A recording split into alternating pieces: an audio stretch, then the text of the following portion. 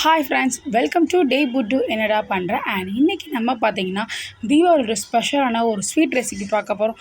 அதுக்கு முதல்ல நம்ம சேனலை ஃபஸ்ட் டைம் பார்க்குறதா மறக்காமல் சப்ஸ்கிரைப் பண்ணுங்கள். இந்த வீடியோ உங்களுக்கு பிடிச்சிருந்தா லைக் பண்ணுங்கள். அண்ட் உங்களுக்கு என்ன மாதிரி வீடியோஸ் வேணும் கமெண்ட் செக்ஷனில் கமெண்ட் பண்ணுங்கள். ஸோ வாங்க வீடியோக்குள்ளே போகலாம்.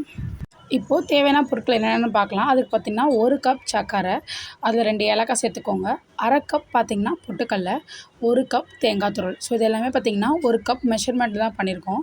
ஸோ இப்போ அதே கப்பில் நம்ம பார்த்திங்கன்னா 2 கப் அளவுக்கு பார்த்திங்கன்னா நம்ம வந்து மைதா மாவை ஆட் பண்ணிக்கலாம். ஸோ இப்போது 2 கப் மைதா மாவை சேர்த்துக்கிட்டு இப்போது இதில் பார்த்திங்கன்னா கொஞ்சோண்டு சால்ட்டு சேர்த்துக்கிட்டு அடுத்தது 4 டேபிள் ஸ்பூன் அளவுக்கு ரவை சேர்த்துக்கோங்க. இப்போது இது எல்லாத்தையும் நல்லா வந்து நம்ம மிக்ஸ் பண்ணிக்கலாம். ஸோ இப்போ மிக்ஸ் பண்ணிவிட்டு இப்போ நான் பார்த்திங்கன்னா இது வந்து 3 டேபிள் ஸ்பூன் அளவுக்கு நெய் சேர்த்துக்கிறேன். ஸோ இப்போ இது எல்லாத்தையும் நல்லா மிக்ஸ் பண்ணிக்கிறோம். இப்போது நம்ம நெய்யெல்லாம் சேர்த்து கொஞ்சம் கொஞ்சமாக தண்ணி சேர்த்து நல்லா மிக்ஸ் பண்ணிக்கலாம். அண்ட் இது எல்லாத்தையும் நல்லா மிக்ஸ் பண்ணிவிட்டு இப்போ பார்த்திங்கன்னா லைட்டாக நம்ம மேலே வந்து ஆயில் அப்ளை பண்ணிட்டு ஒரு அரை மணி நேரம் கிட்டக்க பார்த்திங்கன்னா ஊற விட்டுருங்க. இப்போ நம்ம இதுக்கு பூர்ணம் ரெடி பண்ணிடலாம். அதுக்கு பார்த்திங்கன்னா ஃபஸ்ட்டு நான் வந்து அந்த அரை கப் பொட்டுக்கடலை எடுத்து லைட்டாக வறுத்துக்கோங்க. அடுத்தது பார்த்திங்கன்னா 1 டேபிள் ஸ்பூன் அளவுக்கு பார்த்திங்கன்னா நெய் சேர்த்துக்கோங்க. இப்போ நம்ம வச்சுருக்க அந்த 1 கப் தேங்காவை அதோட ஈரப்பதம் இல்லாதவாறு ஒரு 7 நிமிஷம் கிட்ட அளவுக்கு நல்லா வந்து ட்ரையாக வறுத்துக்கோங்க. இப்போது இது ரெடி ஆகிடுச்சு.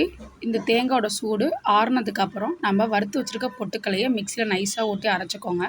அடுத்தது 1 கப் சர்க்கரையில் 2 ஏலக்காய் போட்டு அதையும் மிக்சியில் ஓட்டு நைஸாக பவுட்ரு மாதிரி வச்சு அரைச்சிட்டு இப்போ தேங்காயோட எல்லாத்தையும் நல்லா மிக்ஸ் பண்ணிக்கோங்க. இப்போ பூர்ணம் ரெடி. இப்போ பார்த்திங்கன்னா நம்ம வச்சுருக்க மைதா மாவு பார்த்திங்கன்னா 2 கப் மைதா மாவு கிட்டத்தட்ட 20 உருண்டை வந்திருக்கு. ஸோ சப்பாத்தி கல்லில் கொஞ்சம் மைதா மாவு போட்டு 2 பக்கம் பார்த்திங்கன்னா லைட்டாக பரட்டி ரவுண்ட் ஷேப்பில் பார்த்திங்கன்னா சப்பாத்தி மாதிரி திரட்டி இப்போ இது நம்ம பார்த்திங்கன்னா நான் வந்து கொல்கட்டை மாவு வச்சுருக்கோம்ல, ஸோ கொல்கட்டைக்கு யூஸ் பண்ணுற அந்த ஷேப்பை அந்த அச்சில் இதை வச்சு நம்ம இதுக்குள்ளே வந்து பூர்ணம் வச்சிடலாம். இப்போ பூர்ணம் வச்சதுக்கப்புறம் ஒரு ஸ்பூன் அளவு பூர்ணமே கரெக்டாக இருக்கும். சுற்றியும் பார்த்திங்கன்னா லைட்டாக வந்து தண்ணி சேர்த்துக்கோங்க. தண்ணி வச்சுருக்கும் போது நல்லாவே க்ளோஸ் ஆகிடும் உங்களுக்கு. ஸோ இப்போ லைட்டாக ப்ரெஸ் பண்ணாலே போதும், நமக்கு வந்து அழகாக சூப்பராக டேஸ்டியான சோமாஸ் ரெடி ஆயிடும். இப்போ இதை நம்ம எடுத்து எண்ணெயில் பொரிச்சிடலாம். சோமாஸ் பொரிக்கும் போது பார்த்திங்கன்னா ஃப்ரெண்ட்ஸ் வந்து ஒயிட் கலரில் இருக்கணும். ஸோ ஃபஸ்ட்டு பார்த்திங்கன்னா எண்ணெய் நல்லா ஹீட் ஆனோன்னா நீங்கள் சிம்மில் வச்சுருங்க. ஸோ சிம்மில் வச்சு 2 பக்கமும் அழகாக கொஞ்சம் மெல்ல புரட்டி எடுங்க. அப்போ தான் பார்த்திங்கன்னா ரொம்ப ஹீட் ஆகாமல் இருக்கும். அதே மாதிரி பார்த்திங்கன்னா சோமாஸ் கருகாமல் நல்லா மொறுன்னு கிறிஸ்பியாக இருக்கும். ஸோ சூடாக எடுத்தோடனே சாப்பிடாதீங்க, கொஞ்சம் லைட்டாக ஆற விட்டிங்கன்னா உங்களுக்கு அந்த மொறுமொறுப்பு தன்மை இருக்கும்.